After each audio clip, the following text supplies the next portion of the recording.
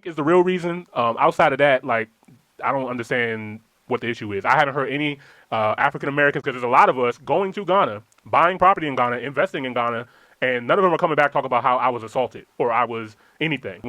Ghana, shout out to Ghana, man. Hold on, wait a minute. Round of applause for Ghana. I'm not happy in America. I'm depressed in America. One thing you regret the most? I think leaving the Caribbean and coming to America. America, this country, there's something that has been going on since I've been here, and I keep thinking about it. People are lonely. It's a country of loneliness. Like, everything is just an individual thing. Like, you have nobody. It's a country where you have to carry everything by yourself. You have to do everything by yourself. If you are poor, you are poor. If you are rich, you are rich.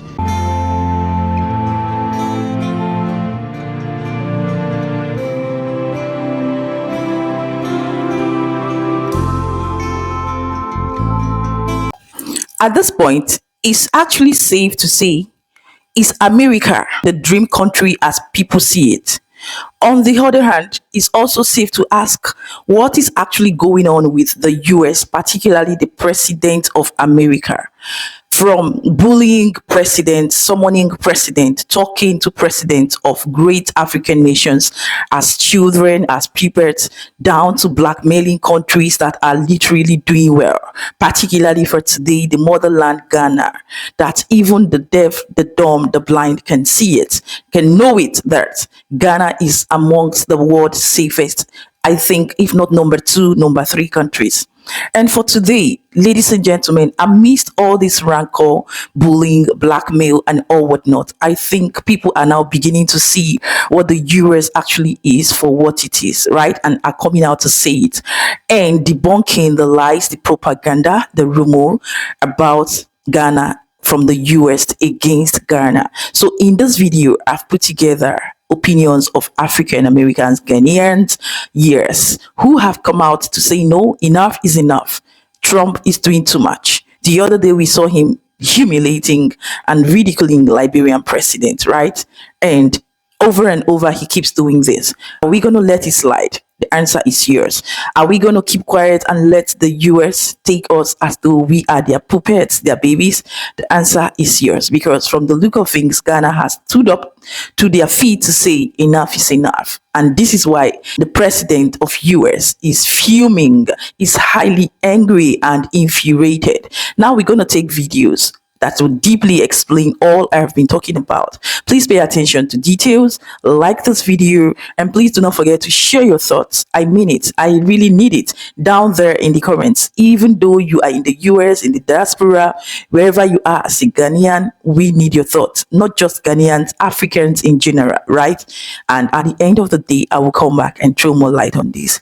Let's watch these videos, ladies and gentlemen, and I will be right back. I think is the real reason. Outside of that, like, I don't understand what the issue is. I haven't heard any African Americans, because there's a lot of us going to Ghana, buying property in Ghana, investing in Ghana, and none of them are coming back talking about how I was assaulted or I was anything. I want to go ahead and dig into some investments, bringing the cultures together, and yeah, man, we're gonna have a good time in the process. So without further ado, man, let's go ahead and get into it. We're gonna get into investing into Africa this episode. Where to invest, why to invest, where to invest, how to invest, all that good stuff. So most of our content is going to be dedicated to that. We're going to be definitely paying attention to Ghana. Shout out to Ghana, man. Hold on, wait a minute. Round of applause for Ghana. Having one of the world's largest currencies right now, like their dollar, their CDs, I'm sorry, is actually wealthier than the United States dollar. That's a huge feat and stuff like that. And, you know, I want to break into this like topic really quick. Before we get into the rest of the show, because we in Carmen actually wanted to talk about this last episode until you know, the CIA was doing everything they were doing with our show. So I found the video. So I'm gonna go ahead and play this jump real quick because it actually works today. So let's get to it. So the United States has raised the level 2 travel advisory for the country of Ghana, deeming it not safe to travel to. So they're warning United States citizens, do not go to Ghana. Let's see what it's talking about. So it says the U.S. government in its latest advisory urged citizens to exercise increased caution when or traveling to Ghana due to rising incidents of violent crime, weak enforcement of laws, and underreporting of serious offenses such as assaults. The tribal advisory, according to the statement signed by the deputy ranking member on the Foreign Affairs Committee, Nina Asafo, also included indicators for widespread violence and organized crime, political or civil unrest, and other risks. He noted that Ghana, the beacon of democracy in Africa, has long enjoyed commendable international recognition and security and democratic stability and good governance. I wonder why they're saying this right now. Yeah. Let's see. So could this be the reason why the United States is labeling Ghana not safe to travel to? Ghana prohibits foreigners from trading gold in the country starting May 1st. Funny how this went on, and now the United States is saying don't travel to Ghana, it's unsafe. Anybody notice that every time a country in Africa wants to take back their resources and take back what belongs to them, the United States, the West, as a whole, deems the country unsafe and don't travel to that country. They think we stupid, man. Right. They think we stupid. We see what's going on, man. Shout out to Ghana, man. Continue standing on business, man, for your people, man. Take your gold back, take your resources back. Continue standing on business. They think we stupid. We see what's going on, though, man. Let's get it. All right, man. So let's get to it. I love that. You could be a better video too on the U.S. and Iran, John. I was just like, oh man, it was so perfect. Yeah. That was a great breakdown. But yeah, man. I thought it was very, very weird for a country like Ghana, which is Africa's second safest country. The most foreigners that travel to Ghana are United States citizens. There's always been like a friendly environment between Ghana and the U.S. And it's just very weird that all of a sudden they raise the level 2 travel advisory when, I mean, there's not much violent crime rising in the country. It's really just, okay, the only news I saw that came from Ghana, and the Ghanaians in the building, please correct me if I'm wrong, Ghana's CDs outperformed the U.S. dollar. As he mentioned, that they wanted to take back control of their resources in the gold mines. And they're also next door to Burkina Faso, which is their northern neighbor. So that's what I think is the real reason. Outside of that, like, I don't understand what the issue is. I haven't heard any African Americans, because there's a lot of us going to Ghana, buying property in Ghana, investing in Ghana, and none of them are coming back talking about how I was assaulted or I was anything. They always talk about how much peace they have, how like it's a great place to travel Welcoming to. they are. Exactly. Like there's no story, and trust me, we will hear the stories. If there were stories about people going over there getting assaulted, getting robbed, getting all this stuff, trust me, the first people that's going to know is the shade room. Okay, like they're going to let us know. You know what I mean? So that's incredibly manipulative. Manipulative propaganda. Yeah. You know what I mean? Going back into our country to put that level 2 travel advisory is kind of wild. So I don't believe it. And after the video I'm about to show next, I definitely don't believe it. Make sure you guys stay tuned to that. But I just wanted to go ahead and talk, bring that up. But do you guys have anything to say? I feel like we like called it before. Excuse me. We called it like soon as Ibrahim was like, I'm going to get my neighboring countries to once they all was like in agreement on the same page. We seen the domino effect, right? Because it's like, okay, well now we all on the same page. You cannot have our resources. Yeah. Now it's okay. Not only is Burkina Faso, oh shit, I forgot. Burkina, you can say it. Burkina. Yeah, we got it, guys. Burkina Faso. Bikini Bottom. I kid. But once everybody got on the same page, America was like, yeah, no, not around my niggas, you won't. Right. Yeah, because he also came up with a list of 36 African countries that he's possibly talking about banning from traveling to the United States. Ghana being one of them is insane. Zambia being one of them is insane. That is greed. Yeah, that is nothing but greed. Yeah, like some of the countries only make zero sense of why you would put them on there. And the only thing they have in common is that they look like us and they have resources. And another thing is, like you said, like we would have seen the reports directly, like, but to have these articles with no person, place, time, no like facts, no no facts, backings, no thing, but just that's what's going on. It's dangerous over here. So just take my word. And that's it. Yeah, and they pulled that trick too. Like recently, when the president of South Africa came to America, and Donald Trump tried to show him articles and stuff like that, saying like how the Afrikaners, the white South Africans, were being killed in genocide and stuff like that. And they're like, bro, like this is like AI. This is like fake. This is what you call fake news, Donald Trump. But they don't care. The West has always been good at propaganda and putting out false information and narratives. And right now, I think they're kind of scrambling and struggling because these are still 70-year-old, 80-year-old people think they can still play by these old rules. Exactly. But hey, like there's a new day and age right now. We have the common folk now have information. We can now do a show and people in Africa can actually look. There's people in our live comments right now who are typing and letting us know information right now on the ground. We can communicate with each other now directly. We don't have to go through, channels anymore. and newspapers. Right. We have immediate resource. We have it right here, right now. Right. Real time. Real live Fox 5. Right, exactly.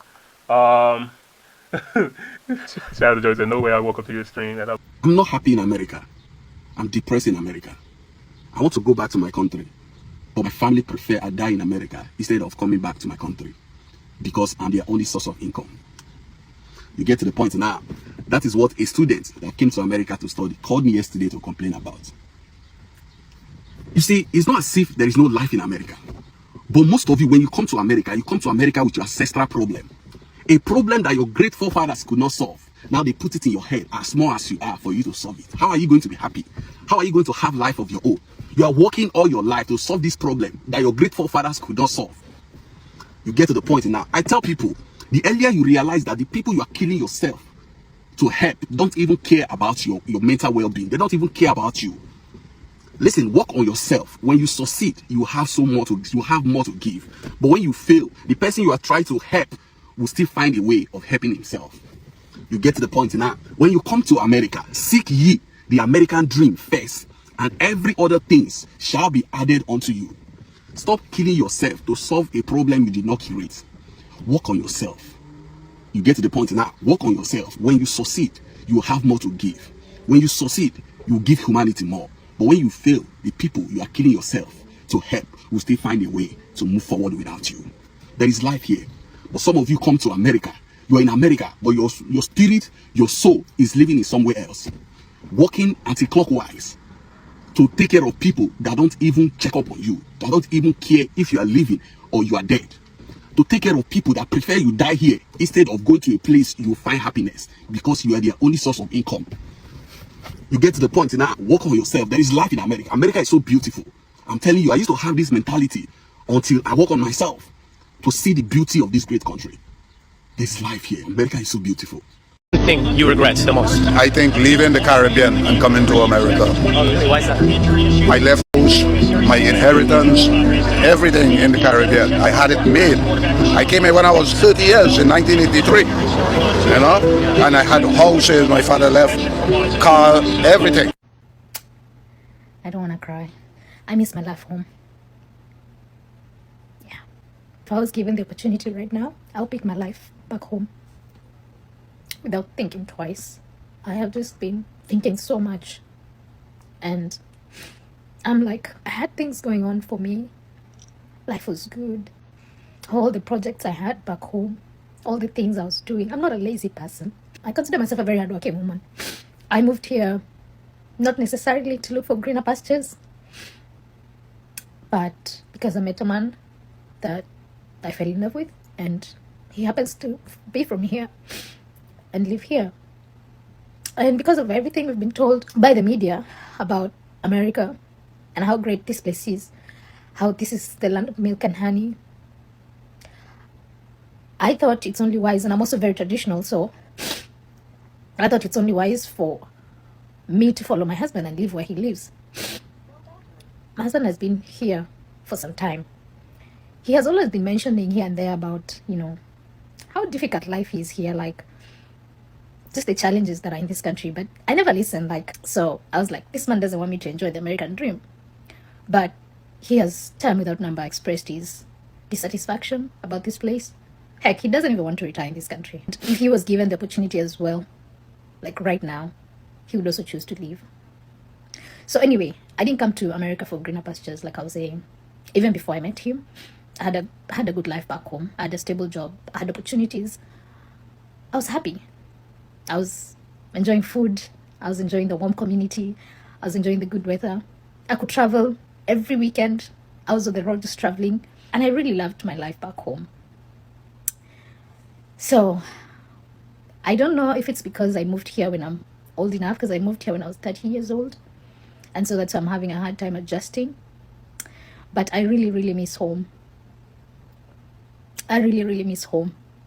There are times I just want to let all the years we've, struggled just to get my visa to come here go down the drain, and I just move back home and just continue with the projects that I had, just continue with what I was doing there. But I just keep telling myself, let me keep pushing, because maybe this feeling will go away. I've spoken to, I'm literally shaking. I've spoken to quite a number of people who have stayed here for some time, and they keep telling me this is normal. It's a normal feeling to feel when you're still new, and that you get used to, life here. So I don't know at what point. I'm really grateful that I've joined the field that I was back home, sales and marketing or customer service, because that's what I love doing. So I've joined that, but you have to start from scratch. Aside from that, there's food. I'm just having a very hard time with food. Sometimes it's just so difficult to eat. I'm like, what can I eat? Yeah, and generally just the feeling, the vibe. It's also exhausting as a parent, because there's no help here. You really have to just do everything, you and your partner. This is also part of the relocation journey that probably you will not see, but here we are. America, this country, there's something that has been going on since I've been here, and I keep thinking about it. People are lonely. It's a country of loneliness. Like, everything is just an individual thing. Like, you have nobody. It's a country where you have to carry everything by yourself. You have to do everything by yourself.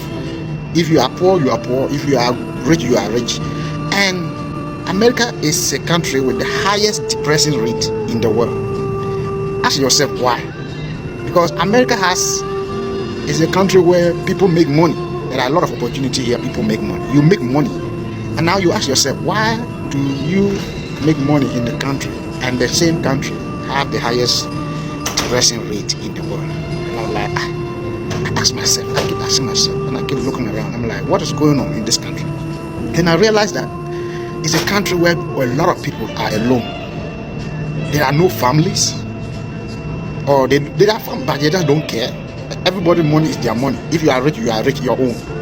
It's a country where in a family there can be a billionaire from that family, yet one of the family member is homeless and nobody cares. I look at this thing and because where I was raised, we have something called community wealth, we have society wealth, we have family wealth. Your family lineage, wherever you come from, determines how you are out there. Like, you can be because you are from a particular community, you never lack. You can never be homeless, and you can never be hungry. Like, if you are hungry and you walk to this your relative house, you eat. If you want to go to this particular house, you have a place to sleep. But in America, a brother can be like 10 miles away from another brother here, the same mother, and the other one is homeless. This one have a house but don't care. And I keep asking myself, why is this so? Why is this thing like that? Why is it so? And I look at it. There's nobody who can say, hey, don't do this. There's no community leaders. Because in Africa, we have community leaders where if you go out there as a child and misbehave, it's not your direct parents who is going to discipline you. Somebody from the community seeing you misbehaving can discipline you well, and you go back home. And when you get home, your parents will still discipline you for misbehaving outside there. Because whatever you go out there to do is giving your family, your direct family, or your parents a bad name. So the community guide each other. So when they see you hungry, they can feed you. When they see you homeless, somebody can give you shelter. But in America, it's just an I don't care country. I love this country because there are a lot of opportunities here, but the family is broken. Nobody cares about it. It's a country where if you don't have food to eat for some particular day, you're just going to lie in your bed or in your room and cry for what time you get food. That's your own business. Nobody cares. You can't take phone and call somebody and say, I don't have money, give me this. It's a country that even helping somebody is not recognized.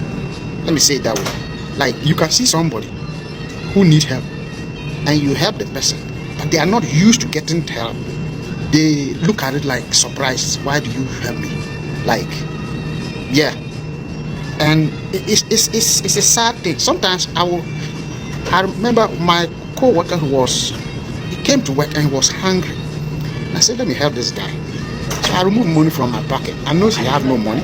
I remove my money from my pocket and give to my co-worker. I said, okay, take this and buy something.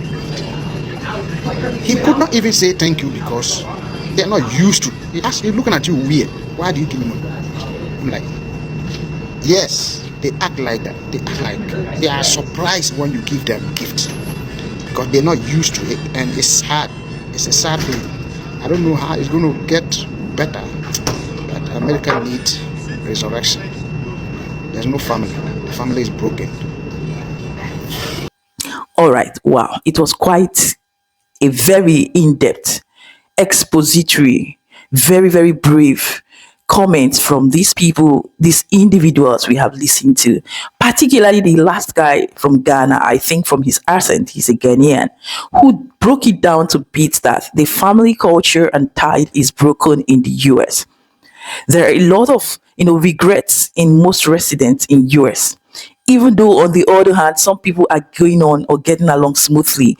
But one common underlying fact that I have drawn from this whole story experiences shared is that literally there is no place like home, and there can never be any place like home. I've got comments of US is not even the safest place. The rate of crime is on the hike, the increase. And yet this is a precedent like we saw in the first clip. Shout out to these guys that came out to do this video. My respect.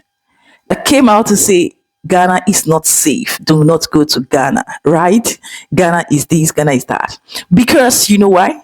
The US and some of these Western countries, particularly Trump, have seen that from the way Ghana is being promoted and sold out there in the market on the positive. A lot of his own citizens, African Americans, are beginning to come back home, go back home, invest, buy, build, live comfortably well. Right. And let me put this out here to say that most people who come to Ghana with a mindset of just come and lounge, relax, Ghanaian, will really find it very difficult, because Ghana as a country, despite all that has been said, how safe, calm, peaceful, and very soothing it is, it's not for lazy and idle people. You must have a business mindset. In fact, it's not just applicable to Ghana or limited to Ghana alone. Wherever you're relocating to, whether as an African American, as an African going to the Western world, whatever, you need to have this mindset of you must actually start up something tangible. No matter how sooner it is, you must have that in mind, right? Because life is not easy anywhere. Even the US, the system that has been made there that I literally know out of direct information, is rooted in a way, in a circle that will put you through, being indebted and being confined, chained there, so that before you think of leaving completely, you should have, sorted out all your debts and you're free. That's why you see when these people come back home to Ghana with the system in America liking to Ghana, it's quite different. Some of them find it very difficult to cope, because Ghana is not where you come and just access loan, begin to Ghanaian, begin to do this. Fine, we know that the system is very, very strategic, very simplified there. But it's simplified to capture with the Africans that are not even their citizens. And even their citizens, most times, do not find it easy. So you see, most of these people complaining get there with all this kind of back and forth mindset, irrational decisions, thinking and actions. And at the end of the day, they are trapped. So at this point, it is free to say that US is neither safe or the best country you can say, oh, it's good for, diasporans to go and live there, because the loneliness, the rat race and everything is overwhelming and depressing, just like you've heard. But on this other hand, there is no place like Africa. There is no place like home, because you are at your liberty to do the right things, not even the wrong things, to live right, to enjoy life, to enjoy the culture, the rich cultural heritage, the resources, the food, the agricultural produce, name it. You are free to go to anywhere you want to go to, especially in Ghana, any given freaking time, without thinking twice. The warmth and welcome spirit in the motherland will always, supersede anything, any day, anytime. So home is home, no matter the country. And the most important thing for Ghana is the safest place to be.